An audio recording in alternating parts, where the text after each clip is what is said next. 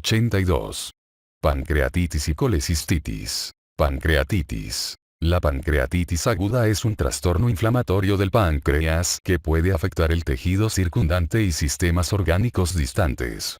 La enfermedad puede variar de inflamación leve a necrosis pancreática extensa y grave con falla orgánica múltiple y tasas de mortalidad de 20 a 30% o incluso más elevadas. La mayor parte de los casos son leves con tasas de mortalidad menores de 1% y pueden resolverse de manera espontánea con tratamiento de sostén. El diagnóstico puede ser difícil porque no hay una presentación clínica patognomónica y no existen pruebas diagnósticas ideales. En el cuadro 82.1 se enumeran las causas comunes de pancreatitis. Aún no está claro el mecanismo específico que desencadena la inflamación pancreática. Aunque las causas varían con el género, edad y país, la principal causa de pancreatitis aguda son los cálculos biliares, lo que incluye la microlitiasis, que explica al menos 35 a 40% de los casos y en algunas regiones, explica más de 2/3 partes de los casos.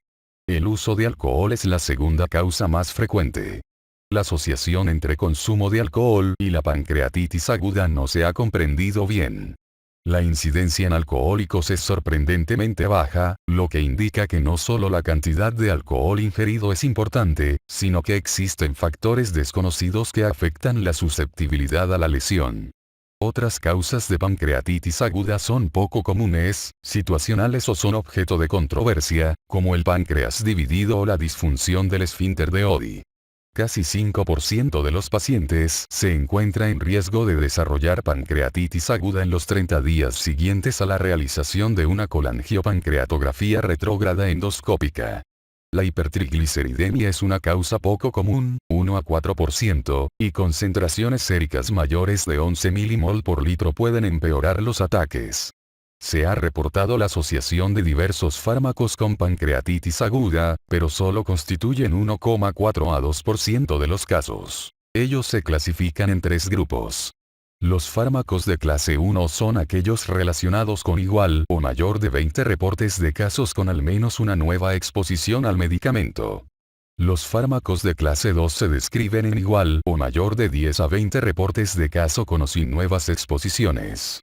Todos los demás fármacos relacionados con enfermedad pertenecen a la clase 3, cuadro 82.2. Pese al avance en las modalidades diagnósticas, la causa permanece sin identificación en casi 15 a 20% de los casos. Fisiopatología. La pancreatitis aguda es causada por la activación irregular de tripsina en las células pancreáticas, acinares y por la falta de eliminación rápida de la tripsina activa del interior del páncreas. La tripsina activa enzimas digestivas, complemento y cininas causando autodigestión, lesión pancreática e inflamación. La inflamación también se inicia con la producción de mediadores locales como interleucina 1, interleucina 6 e interleucina 8 de neutrófilos, macrófagos y linfocitos. El factor de necrosis tumoral alfa es liberado por los macrófagos en el interior del tejido pancreático. Más tarde pueden desarrollarse complicaciones locales como necrosis de las células acinares, pseudoquiste y absceso. La respuesta inflamatoria aguda por sí misma y la liberación de mediadores del páncreas y de órganos extrapancreáticos como el hígado causan lesión a órganos distantes y síndrome de respuesta inflamatoria sistémica, falla de múltiples órganos y muerte. Manifestaciones clínicas. La pancreatitis aguda por lo común se presenta con dolor abdominal persistente, que a menudo se localiza en la región epigástrica, alrededor de la cintura, cuadrante superior derecho del abdomen y en ocasiones en el cuadrante superior izquierdo. El dolor también se puede irradiar a la espalda y varía desde molestia leve y tolerable a dolor intenso, constante e incapacitante. El dolor abdominal de inicio súbito alcanza su intensidad máxima en 30 minutos y puede durar varios días.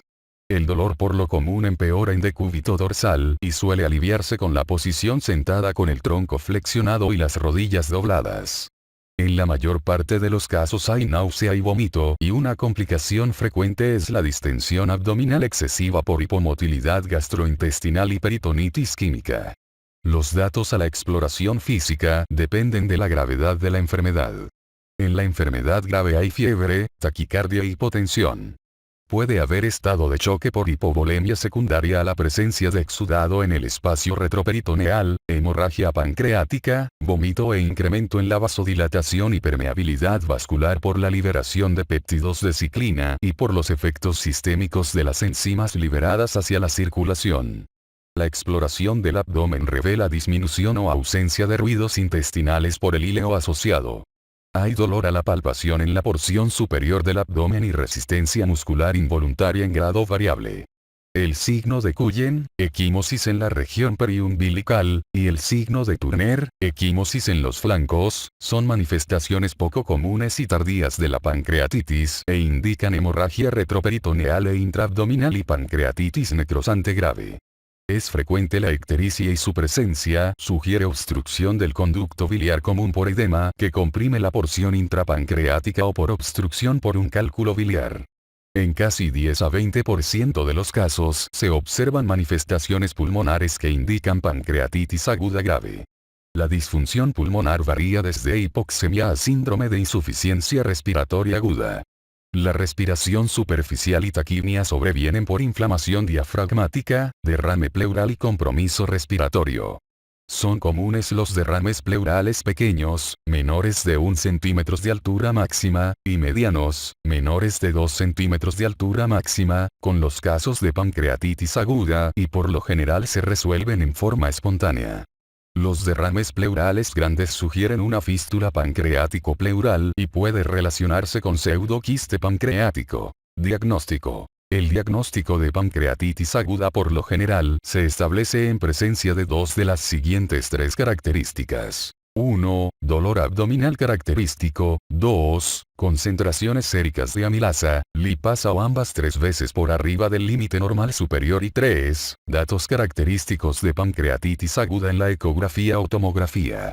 El diagnóstico diferencial de pancreatitis aguda incluye otras causas de dolor en la porción superior del abdomen y se revisan en el capítulo 74, dolor abdominal agudo. Exámenes de laboratorio. La valoración inicial de laboratorio en los servicios de urgencias debe incluir las concentraciones séricas de lipasa o de amilasa si el primer análisis no se encuentra disponible. Se solicitan biometría hemática completa con recuento diferencial, química sanguínea, nitrógeno úrico sanguíneo, creatinina, glucosa, sodio, potasio y calcio séricos, pruebas de función hepática, bilirrubinas, fosfatasa alcalina sérica, concentraciones de aminotransferasa de aspartato, y dependiendo del diagnóstico diferencial y condiciones clínicas, se solicitan concentraciones séricas de lactato deshidrogenasa, albúmina sérica, triglicéridos, examen de orina, concentración de proteína C reactiva y medición de gases en sangre arterial.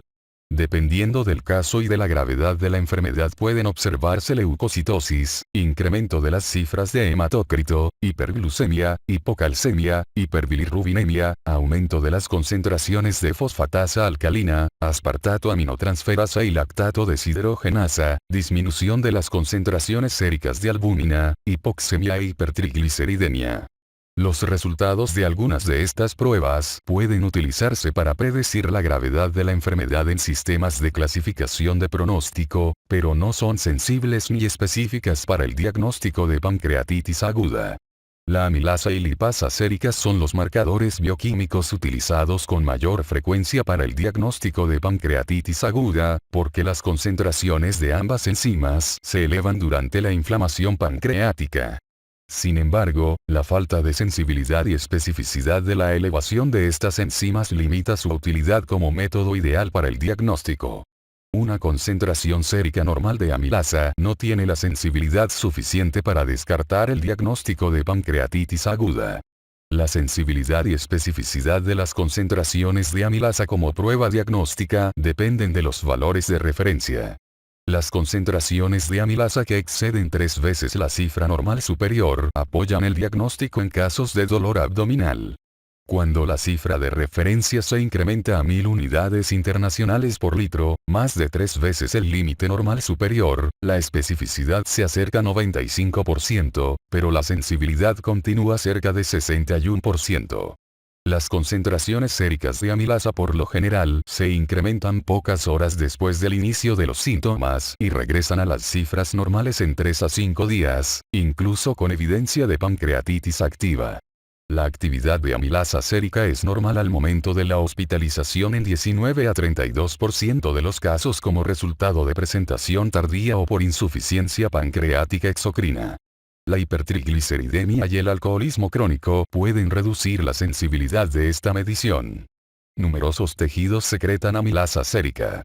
Las concentraciones de amilasa pueden incrementarse en la macroamilasemia, complejos de alto peso molecular de amilasa e inmunoglobulinas, con disminución de la filtración glomerular, en enfermedad de las glándulas salivales y en enfermedades abdominales extrapancreáticas entre las que se incluyen apendicitis, colecistitis, obstrucción intestinal, isquemia intestinal o enfermedades ginecológicas. La lipasa cataliza el desdoblamiento de triglicéridos en ácidos grasos y monoglicéridos. La inflamación pancreática causa incremento de las concentraciones de enzimas. Aunque la lipasa se encuentra de manera predominante en el páncreas, las concentraciones séricas pueden elevarse en otras enfermedades intraabdominales o en casos de insuficiencia renal. La actividad de la lipasa sérica continúa incrementándose por periodos prolongados, hasta por 8 a 14 días, lo que da a la medición de esta enzima una mayor sensibilidad en pacientes con presentación tardía. La precisión de las concentraciones de lipasa es mejor que la concentración de amilasa en el diagnóstico de pancreatitis aguda y se prefiere cuando la prueba se encuentra disponible. Con un punto de referencia de 600 unidades internacionales por litro, la mayor parte de los estudios han reportado especificidad mayor de 95% con sensibilidad que varía entre 55 y 100%. Sin embargo, una concentración normal de lipasa sérica no descarta el diagnóstico de pancreatitis, en especial con enfermedad recurrente, si las características clínicas no son compatibles con el diagnóstico. La concentración de lipasa no es predictiva de la gravedad o del resultado de la enfermedad. La razón amilasa sobre lipasas séricas no es útil para el diagnóstico ni puede diferenciar los episodios agudos de pancreatitis alcohólica de la pancreatitis aguda no relacionada con el alcohol. La razón de eliminación de amilasa creatinina es de poca o ninguna utilidad. Estudios de imagen. Las radiografías simples de abdomen y tórax proporcionan información principalmente para descartar la presencia de aire libre e identificar obstrucción intestinal. En la pancreatitis aguda, otros datos incluyen ileo localizado, asa centinela, ileo generalizado con niveles hidroaéreos, signos de colon cortado, ensanchamiento de la arcada duodenal, elevación de uno o ambos semidiafragmas y derrame pleural o pericárdico. Sin embargo, ningún dato es sensible o específico para pancreatitis aguda. El signo de colon cortado es la ausencia de gas colónico al nivel del ángulo esplénico del colon. Se cree que se debe a la extensión de exudado pancreático hacia el ligamento frenocólico, lo que causa espasmo del colon a este nivel. La ecografía abdominal muestra edema del tejido pancreático. Sin embargo, las asas intestinales llenas de gas a menudo limitan la utilidad de los estudios de ecografía pancreática. La ecografía puede detectar causas estructurales subyacentes. Tiene una gran sensibilidad para la identificación de colelitiasis y la dilatación del árbol biliar.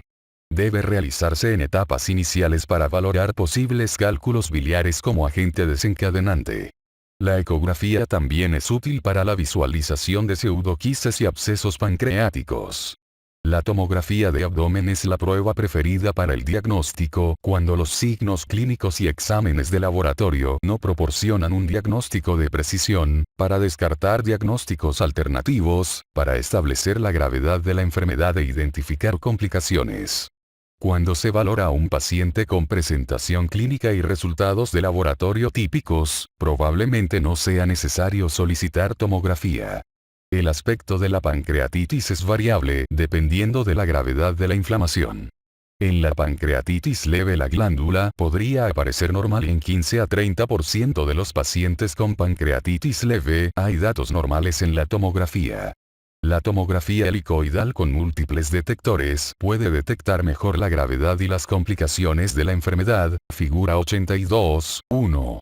Los datos topográficos de pancreatitis aguda varían desde agrandamiento aislado, difuso focal de la grasa peripancreática a la acumulación de líquido peripancreática y, en los casos más graves, a necrosis de la glándula pancreática. La necrosis pancreática se identifica por la ausencia de reforzamiento del parénquima hepático después de la administración de medio de contraste intravenoso o con la tomografía con medio de contraste. La necrosis pancreática podría no ser evidente en una tomografía hasta por 3 días después del inicio de la enfermedad y estudios tomográficos tempranos podrían subestimar la gravedad de la pancreatitis.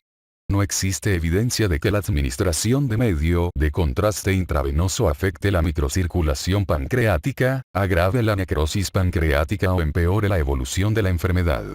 La resonancia magnética nuclear con gadolinio tiene una precisión similar a la tomografía para obtener imágenes del páncreas y estadificar la gravedad de la enfermedad, lo que incluye el grado de necrosis pancreática. Sin embargo, no puede utilizarse si el paciente tiene insuficiencia renal. La colangiopancreatografía retrógrada endoscópica es diagnóstica y terapéutica para lesiones que causan obstrucción del conducto pancreático y biliar y se considera el estándar de referencia para la valoración del conducto pancreático y también colabora para establecer el diagnóstico diferencial. La colangiopancreatografía retrógrada endoscópica tiene diversas desventajas, como la posibilidad de hemorragia después de la esfinterotomía y puede producir pancreatitis aguda.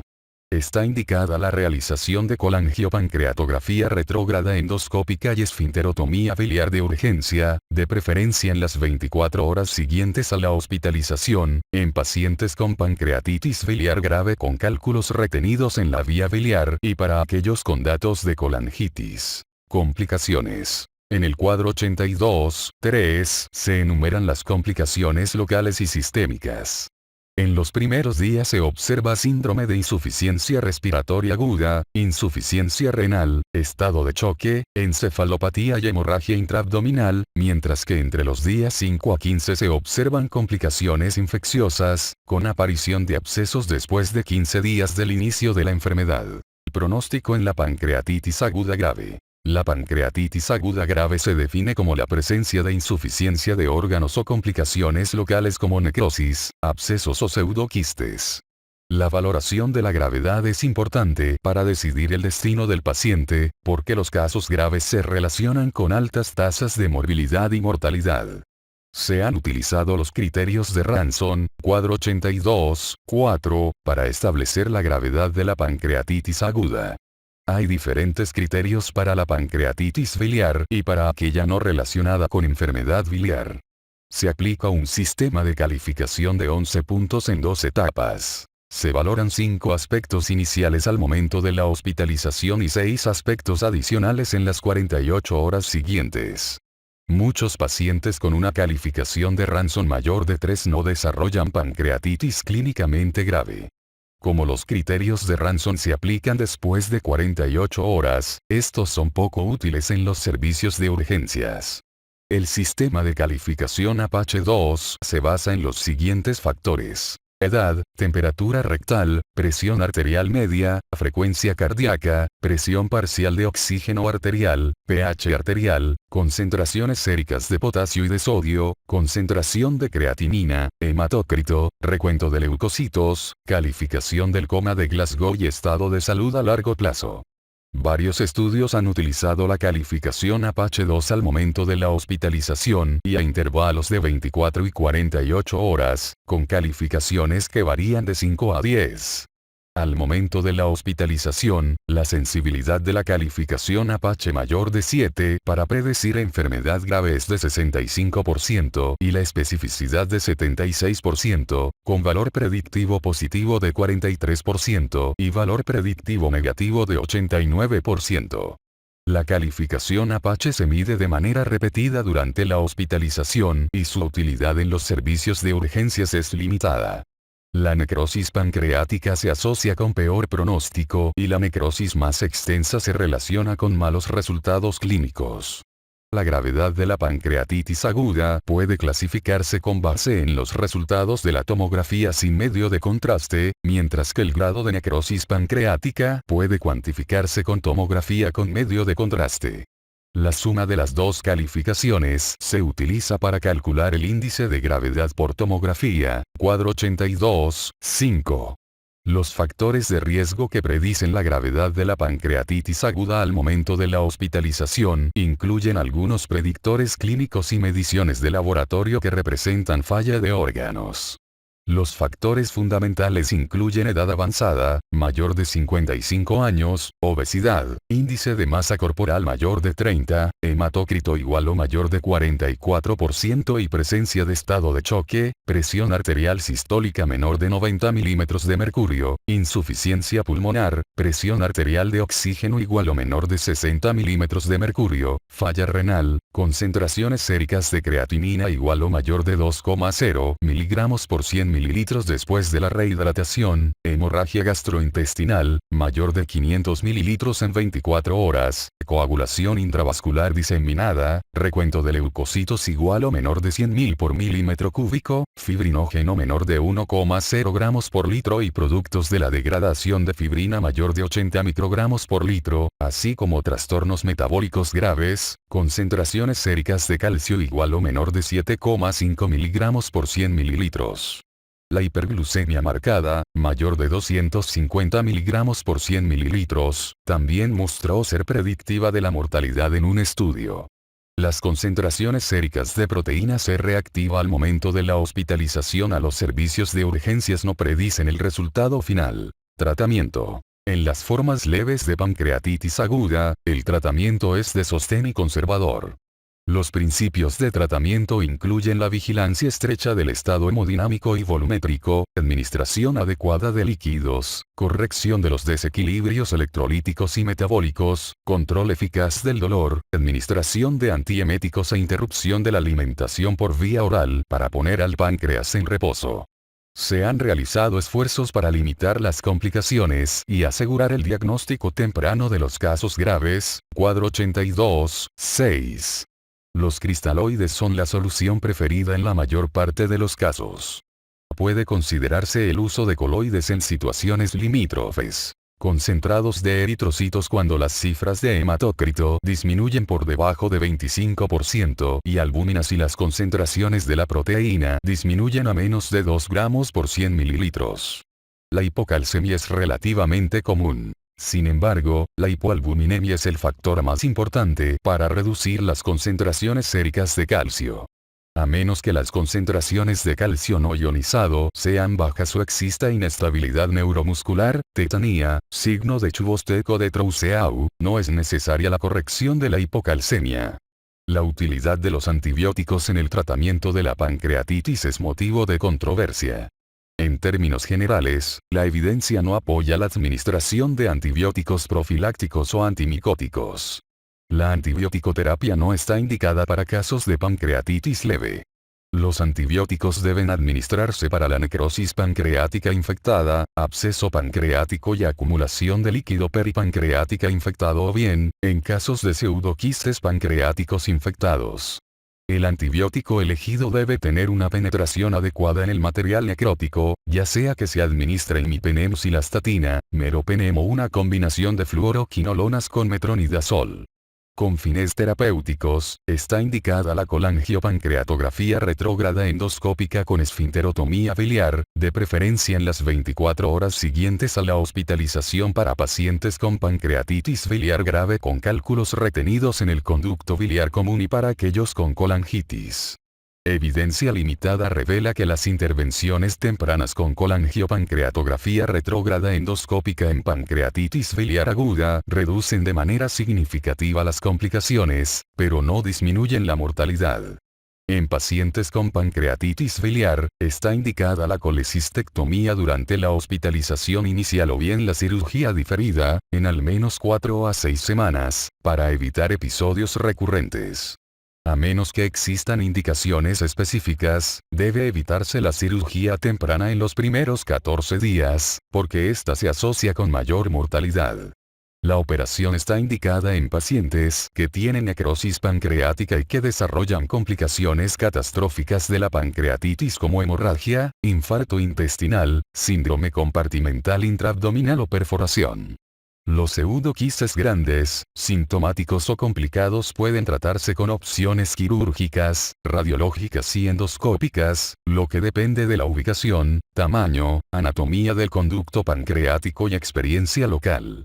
El tratamiento endoscópico, con ecografía endoscópica, se está volviendo mucho más común y en muchas instituciones hospitalarias es el procedimiento primario para el tratamiento de pseudoquistes con anatomía apropiada. Destino y vigilancia del paciente. Los pacientes con pancreatitis leve, sin enfermedad de las vías biliares y sin datos de complicaciones sistémicas, pueden ser dados de alta a su domicilio si toleran los líquidos orales y se controla el dolor. Se recomienda una dieta líquida y analgésicos orales con vigilancia en 24 a 48 horas. Todos los demás pacientes deben ser hospitalizados. Aquellos con pancreatitis grave con síndrome de respuesta inflamatoria sistémica, septicemia, enfermedades asociadas graves, hipoxemia o insuficiencia renal y todos aquellos pacientes que requieran reanimación intensiva con líquidos deben hospitalizarse en la unidad de cuidados intensivos.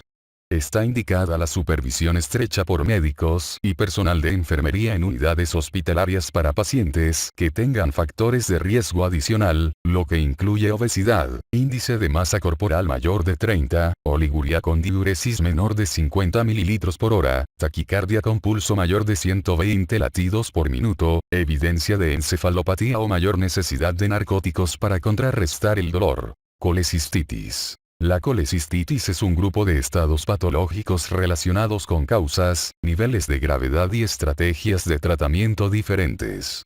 Las enfermedades por lo común afectan la vesícula biliar y el conducto biliar común. La colecistitis consiste en la inflamación de la vesícula biliar, más a menudo por cálculos biliares. En la colecistitis aguda, si ocurre invasión bacteriana después de la inflamación, pueden sobrevenir complicaciones como colangitis ascendente, empiema y colecistitis enfisematosa. El cólico biliar es un síndrome clínico de dolor constante en el cuadrante superior derecho del abdomen que dura 2 a 6 horas y cede en forma espontánea. La colecistitis acalculosa aguda se desarrolla en ausencia de cálculos biliares. Los principales factores de riesgo para colecistitis acalculosa aguda son la edad, enfermedades críticas, quemaduras, traumatismos, cirugía mayor, nutrición parenteral total por periodos prolongados, diabetes, inmunodepresión y partos. Se observa perforación de la vesícula biliar en casi 10% de los pacientes con colecistitis aguda.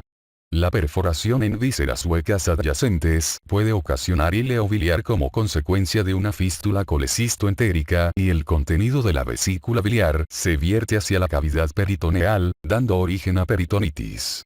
La colecistitis crónica es la inflamación de la vesícula biliar por periodos prolongados, casi siempre por episodios repetidos de obstrucción por cálculos biliares. Hay engrosamiento cirrótico progresivo de la pared de la vesícula biliar por lesión repetida. El término hidrocolecisto se refiere a la distensión de la vesícula biliar sin infección bacteriana o inflamación aguda. La calcificación extensa por fibrosis se denomina vesícula en porcelana.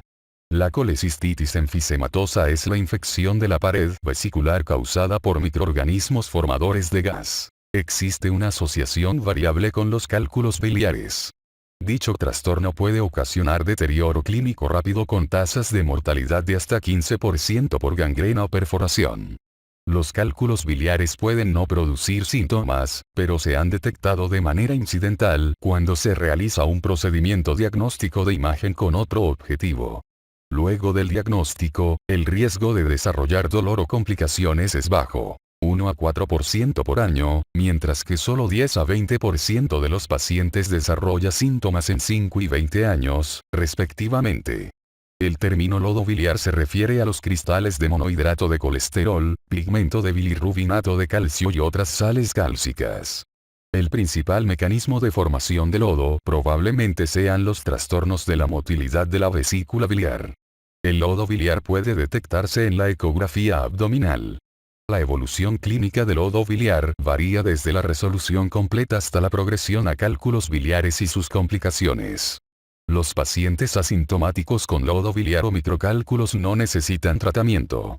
Si un paciente con lodo biliar desarrolla síntomas o complicaciones, puede considerarse la colecistectomía. No hay métodos demostrados para la prevención de la formación de lodo biliar. La colangitis es una infección ascendente por obstrucción parcial o completa del conducto biliar. La coledocolitiasis es la presencia de cálculos en el conducto biliar común. La coledocolitiasis primaria es la formación de cálculos en el interior de la vía biliar común, mientras que la coledocolitiasis secundaria es la formación de cálculos en la vesícula biliar que más tarde se desplazan hacia la vía biliar. Fisiopatología. La bilis está compuesta principalmente de agua, 80%, y también contiene ácidos biliares, 10%, lecitina y otros fosfolípidos, 4 a 5%, colesterol, 1%, bilirrubina conjugada, electrolitos, moco y varias proteínas, cuadro 82, 7. El hepatocito es el principal sitio para la síntesis de colesterol y para su captación periférica. El exceso de colesterol se secreta directamente hacia la bilis o se convierte en sales biliares. Después de la secreción, la bilis hepática alcanza la vesícula biliar a través de los conductos biliares intrahepáticos y extrahepáticos. La principal función de la vesícula biliar es concentrar la bilis por absorción de agua y sodio. La bilis hepática se concentra en la vesícula biliar durante el ayuno y se vierte hacia el duodeno en respuesta al consumo de alimentos por influencia neural, reflejo cefálico y gastroduodenal local, e influencias hormonales, de manera predominante por la acción de la colecistocinina sobre los nervios colinérgicos. Los sujetos con ayuno prolongado y volúmenes residuales en la vía biliar pueden estar en alto riesgo para enfermedad calculosa. La alteración de la contracción de la vesícula biliar se observa en situaciones como embarazo, obesidad, pérdida rápida de peso en individuos obesos, diabetes mellitus o nutrición parenteral total. Cuando los cálculos pasan a través del conducto biliar, hay dolor, náusea y vómito por incremento de la presión intraluminal y distensión de la vía biliar después de la migración de cálculos desde la vesícula biliar hacia el cístico o hacia las vías biliares. Si la obstrucción inicial no se alivia por la contracción persistente del sistema biliar, ocurre una respuesta inflamatoria por mecanismos mecánicos, químicos e infecciosos. La vía mecánica inicia con el incremento de la presión intraluminal y distensión de una víscera hueca y concluye con isquemia visceral. Durante la obstrucción ocurre reflujo del contenido intestinal con introducción de bacterias y enzimas pancreáticas hacia las vías biliares. La inflamación química produce lesión directa de la mucosa. Los defectos en los receptores de colecistocinina A y la transfusión de señales también coexisten con respuestas anormales al estrés oxidativo y la liberación de mediadores inflamatorios como lisolecitina, fosfolipasa A y prostaglandinas. Los microorganismos infecciosos identificados incluyen bacterias gram-negativas, las cuales están presentes en 74% de los casos, Escherichia coli, 36%, Klebsiella, 15%, y bacterias gram-positivas, que están presentes en 15% de los casos, Enterococcus, 6%, Staphylococcus, 3% y Streptococcus, 2%. En ocasiones se encuentran bacteroides, 5%, y Clostridium, 3%. Son comunes las infecciones polimicrobianas. Manifestaciones clínicas. Debe considerarse la enfermedad calculosa aguda en el diagnóstico diferencial del dolor de la porción alta del abdomen en todo paciente a quien no se le haya extirpado la vesícula biliar, en especial en individuos de edad avanzada. Los cálculos pueden causar síntomas meses o años después de la colecistectomía, aunque probablemente la incidencia sea muy baja. Se considera que los cálculos en la vía biliar son cálculos retenidos si fueron evidentes al momento de la intervención quirúrgica o poco después. Se denominan cálculos recurrentes si se diagnosticaron meses o años después de la colecistectomía. El dolor clásico en el cuadrante superior derecho del abdomen es consecuencia del contacto de la vesícula biliar distendida con el peritoneo y el dolor puede irradiarse a otras áreas del abdomen o epigastrio, alrededor de la cintura o espalda, omóplato o hombro derecho. La irradiación del dolor hacia el cuadrante superior izquierdo del abdomen también se relaciona con trastornos de la vesícula biliar, con una razón de probabilidades positiva de 4 para enfermedad de la vesícula biliar. El dolor no necesariamente se relaciona con el consumo de alimentos o con intolerancia a los alimentos grasos. Se ha descrito el desarrollo de síntomas con patrón circadiano de las 9 pm a 4 am, con un incremento de los síntomas desde la medianoche hasta la 1 am. Esto podría explicar el gran número de presentaciones a la medianoche en los servicios de urgencias. Los pacientes pueden experimentar náusea, vómito, diaforesis y fiebre. Los síntomas asociados de náusea, vómito o dolor irradiado por lo general se deben a la distensión de la vía biliar común. La dispepsia, eructos, distensión abdominal e intolerancia a los alimentos grasos son comunes en personas con enfermedad acalculosa y por lo general persisten después de la colecistectomía.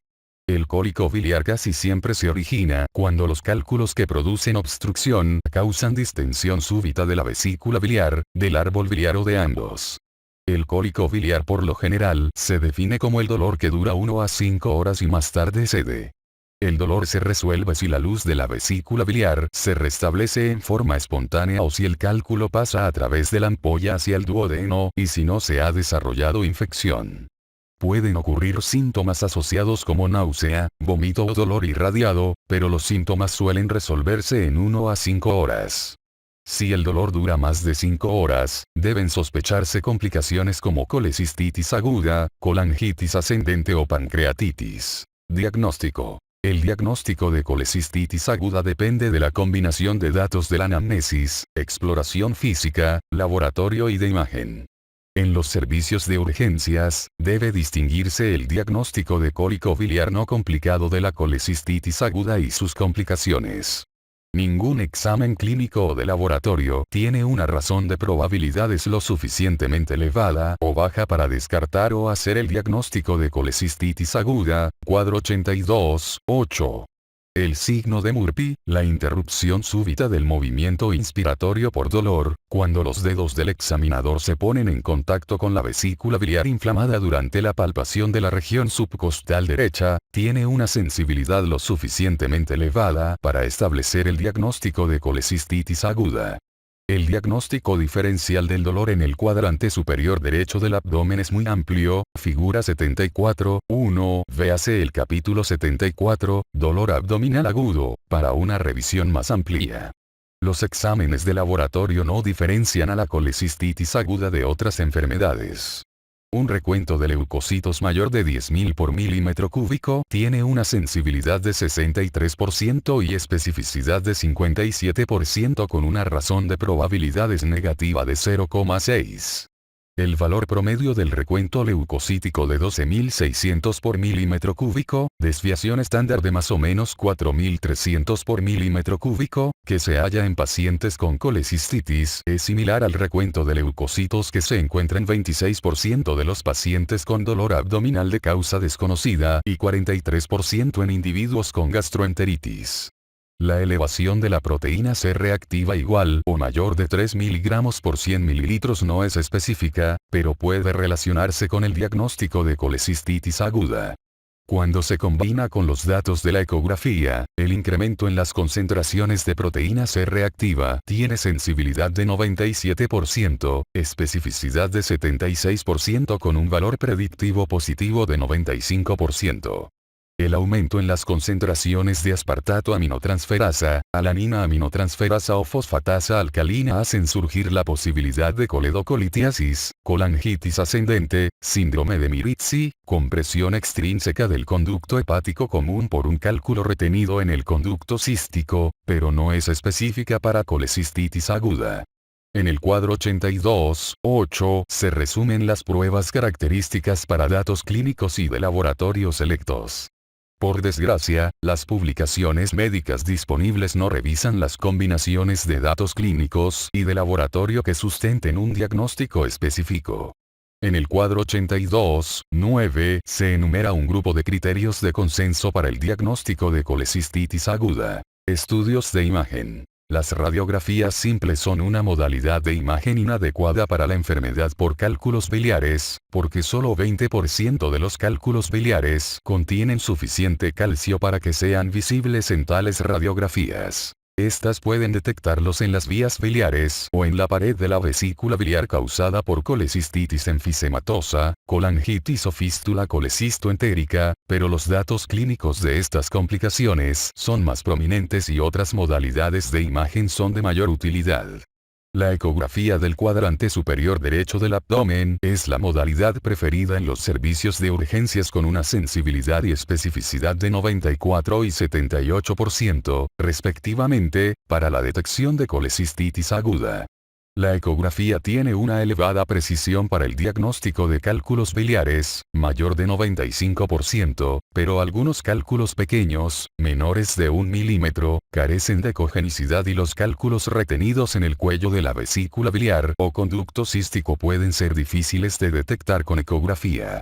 El signo de Murphy ecográfico consiste en la presencia de dolor máximo sobre la vesícula biliar identificada por ecografía. El signo de Murphy tiene un valor predictivo positivo de 92% en combinación con la presencia de cálculos biliares y un valor predictivo positivo de 87% cuando se combina con otras manifestaciones clínicas. El signo de Murphy ecográfico podría no estar presente en individuos diabéticos o en aquellos con colecistitis gangrenosa. Sin otros signos clínicos de colecistitis aguda, no existen signos ecográficos sensibles o específicos para colecistitis aguda, figura 82.2. Debe considerarse el diagnóstico de colecistitis si la pared de la vesícula biliar es mayor de 3 milímetros de grosor. Sin embargo, el engrosamiento de la pared vesicular puede ocurrir en diversas enfermedades como pancreatitis, ascitis, insuficiencia cardíaca derecha y hepatitis alcohólica. Son anormales cifras de 3 a 5 milímetros, pero la mayoría de los pacientes con colecistitis tienen cifras mayores de 5 milímetros. La presencia de líquido alrededor de la vesícula biliar es un dato menos común, pero cuando está presente es bastante específico para colecistitis. El diámetro del conducto biliar se incrementa con la edad, pero el promedio normal es de 7 milímetros. La tomografía también permite el diagnóstico por imagen de colecistitis aguda y puede ser útil cuando los resultados de la ecografía son dudosos, figura 82.3. La tomografía puede tener tasas de sensibilidad, especificidad y precisión en la colecistitis aguda de hasta 95, 96 y 96%, respectivamente, en presencia de 4 criterios. Engrosamiento de la pared mayor de 3 milímetros, dimensiones del eje corto mayor de 3,5 centímetros, presencia de cálculos biliares y, además, de líquido alrededor de la vesícula biliar. La colegamografía hepatobiliar con ácido himinodiacético marcado con tecnecio 99 valora la función de la vesícula biliar. Si se sospecha enfermedad de esta última en casos de ecografía negativa, la colegamografía hepatobiliar con ácido himinodiacético marcado con tecnecio 99 es útil para identificar disinesia biliar. En presencia de dolor del tipo cólico biliar, la alteración del vaciamiento vesicular, fracción de expulsión menor de 35%, confirma la disinesia biliar. Como el estudio colegamografía hepatobiliar con ácido himinodiacético marcado con tecnecio 99 se realiza con isótopos y pueden necesitarse varias horas para obtener resultados, por lo general no se realiza en los servicios de urgencias. La administración de morfina puede interferir con los resultados de la gammagrafía colegamografía hepatobiliar con ácido himinodiacético marcado con tecnecio 99. Sin embargo, debe comunicarse al médico de atención primaria la recomendación de realizar el estudio más tarde. La resonancia magnética nuclear, incluida la colangiopancreatografía por resonancia magnética, puede ser un auxiliar útil en el diagnóstico de pacientes con sospecha de colecistitis aguda, cuando no se tienen datos concluyentes con la ecografía y tomografía. En la detección de colecistitis aguda, se ha reportado que la resonancia logra tasas más elevadas de sensibilidad para incremento del grosor de la pared, sensibilidad de 100%, presencia de líquido alrededor de la vesícula biliar, sensibilidad de 95%, y cambios en la intensidad de la señal adyacente al tejido adiposo, sensibilidad de 95%. En el cuadro 82.10 se resumen las características de las modalidades de imagen. Tratamiento. No es necesario el tratamiento para los cálculos asintomáticos a menos que existan factores de riesgo para complicaciones, cirrosis, hipertensión portal, drepanocitosis, el individuo sea elegible para trasplante. Debe ofrecerse el envío con el cirujano general. En casos de cólico biliar, el dolor se trata con analgésicos, ya sean opioides o antiinflamatorios no esteroideos, como ketorolaco, por vía oral o parenteral. Es necesario el envío con el cirujano para el tratamiento definitivo. La colecistectomía es el tratamiento de primera línea para los cálculos sintomáticos, para el tratamiento definitivo. La colecistitis aguda y el tratamiento de sus complicaciones requiere de hospitalización y valoración por un cirujano para colecistectomía. La colecistectomía laparoscópica es a menudo el procedimiento preferido. Se realiza la colangiopancreatografía retrógrada endoscópica en pacientes con cálculos en la vía biliar común o en casos de dilatación de la vía biliar. La colecistitis aguda no tratada puede ocasionar complicaciones graves como colangitis ascendente, colecistitis enfisematosa, colecistitis gangrenosa o pancreatitis. El tratamiento en los servicios de urgencias consiste en analgesia eficaz, administración de antieméticos para la náusea y vómito, ayuno, sustitución de líquidos y electrolitos, administración de antibióticos y valoración por el cirujano. Todos los analgésicos narcóticos incrementan la presión de la vía biliar e inducen espasmo del esfínter de Oddi, pero no existen estudios que sugieran resultados negativos por la administración de analgésicos narcóticos. Los antiinflamatorios no esteroideos como el ketorolaco también son eficaces como analgésicos. Los antibióticos deben administrarse tan pronto como se establezca el diagnóstico. Los antibióticos preferidos incluyen cefalosporinas de tercera generación, cefotaxima o ceftriaxona, 1 gramo intravenoso, y metronidazol, o una fluoroquinolona y metronidazol. En pacientes con estado tóxico grave, enfermedades asociadas como inmunodepresión o diabetes, o en casos de edad avanzada, se utilizan antibióticos de amplio espectro. Los utilizados más a menudo son combinaciones de ampicilina con gentamicina, ampicilina con sulbactam, imipenem y piperacilina con tazobactam. Poblaciones especiales. Hay pocos estudios que reportan la evolución natural de los cálculos biliares retenidos después de colecistectomía. En un estudio que incluyó a 962 pacientes, solo en 2% de los casos se demostró la presencia de cálculos retenidos en el conducto biliar común 6 semanas después de la intervención quirúrgica. Aunque es poco común, pueden desarrollarse cálculos recurrentes meses o años después de la colecistectomía. La principal indicación para la colecistectomía en el embarazo son episodios de repetición de cólico biliar y colecistitis aguda. Los cálculos biliares y el cólico biliar en niños son poco comunes. Los principales factores de riesgo son las anomalías congénitas o de la vía biliar, los estados hemolíticos y la drepanocitosis. Los individuos de edad avanzada y diabéticos experimentan mayor morbilidad y mortalidad por colecistitis aguda o por sus complicaciones. Consideraciones especiales. Colangitis aguda. La colangitis aguda requiere la presencia de obstrucción biliar e infección de las vías biliares. Las causas de obstrucción biliar incluyen coledocolitiasis, estenosis del árbol biliar, estenosis de una anastomosis biliar y compresión por causas malignas. La descripción clásica de la colangitis aguda se conoce como tríada de Charcot: fiebre, ictericia y dolor en el cuadrante superior derecho. La pentada de Reynolds consiste en alteración del estado mental, estado de choque, fiebre, ictericia y dolor abdominal. Menos de 50% de los pacientes con colangitis ascendente muestran la tríada de Charcot y en menos de 5% de los casos se encuentra la pentada de Reynolds.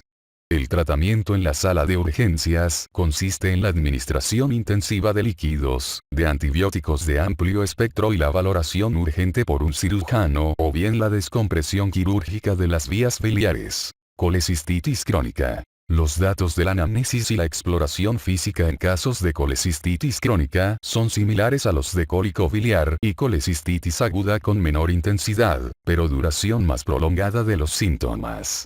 No hay datos específicos en la exploración física o en los exámenes de laboratorio para colecistitis crónica. La ecografía puede mostrar vesícula en porcelana y podría palparse una vesícula biliar distendida en el cuadrante superior derecho del abdomen. Colecistitis enfisematosa. La colecistitis enfisematosa se caracteriza por gas en la pared vesicular por infección por bacterias anaerobias formadoras de gas, incluida Clostridium perfringens. Es probable que esta forma progrese a septicemia y colecistitis gangrenosa y a menudo se observa en individuos diabéticos. Íleo biliar. El íleo biliar clásico consiste en obstrucción intestinal por retención del cálculo biliar en el íleo terminal, al nivel de la válvula ileocecal. Los cálculos penetran al intestino delgado a través de una fístula bilioduodenal. Los cálculos también migran de la vesícula biliar a través de fístulas colecistocolónicas o colecistogástricas. El diagnóstico se sugiere por la presencia de neumobilia, obstrucción intestinal y cálculos biliares y ectópicos. El diagnóstico se realiza por ecografía y tomografía. Las tasas de morbilidad y mortalidad son elevadas.